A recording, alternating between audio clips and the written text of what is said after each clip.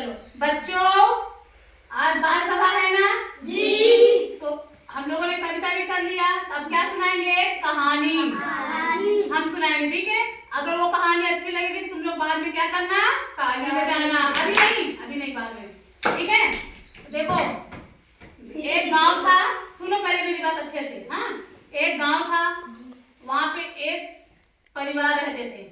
हाँ, उस परिवार में एक औरत थी और उसके 2 बच्चे थे। उनके पापा नहीं थे, ठीक है।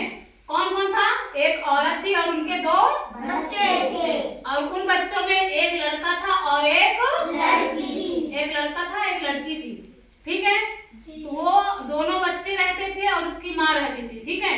तो दोनों बच्चे पढ़ने जाते, हाँ, और खेलते कूदते सब कुछ करते।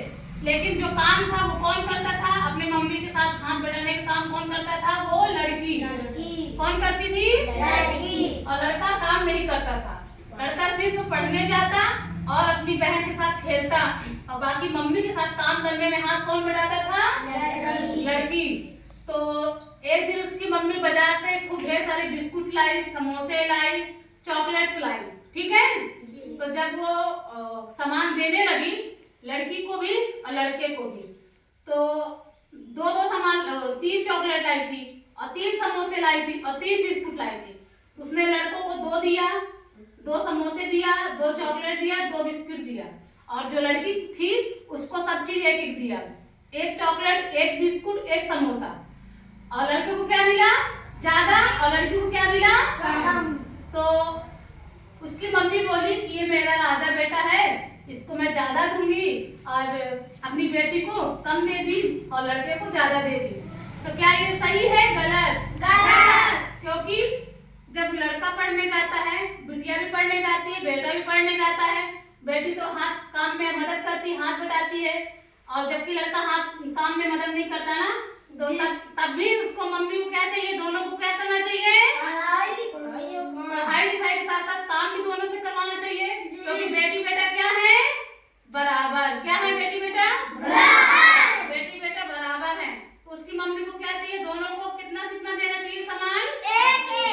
एक नहीं, 1.5 समोसा, 1.5 बिस्किट और 1.5 चॉकलेट।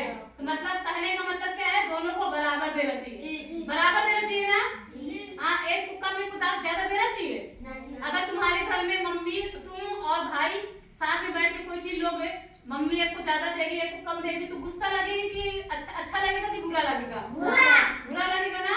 तो आज के जमाने में लड़की लड़का बराबर है, तो सभी को बराबर पढ़ना चाहिए, सभी को बराबर खेलना चाहिए और सभी को बराबर बांटना चाहिए। तो इससे क्या हमें सीख मिलती है? कि आज के जमाने में सभी लोग बराबर हैं, सभी को एक समान अधिकार है और सभी को एक समान पढ़ने का, बोलने का, खाने का और हर तरीके से जीने का है कि नहीं है?